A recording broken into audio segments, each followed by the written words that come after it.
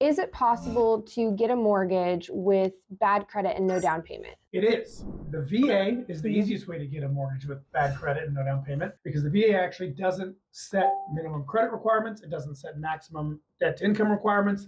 It's the most open book loan program there is. Now, if you didn't serve our country and attempt to make the ultimate sacrifice so that your fellow Americans could live in peace and live the American dream, that's fine. We got other options. FHA, I've got some wholesale partners that'll go down to 500 for a credit score, and we have down payment assistance loans. I mean, there's options galore. Now, what happens to your interest rate when you do have that lower credit score? Have you ever been on a hike before? Many times. Yeah, it's not. It goes up. It goes up. It could be a lot worse. Some of the down payment assistance programs I use, like when rates were in the 2s and 3s, they were 6%. Rates are 7 and 8. They're still 7 and 8. A lot of people ask me, when is the right time to buy?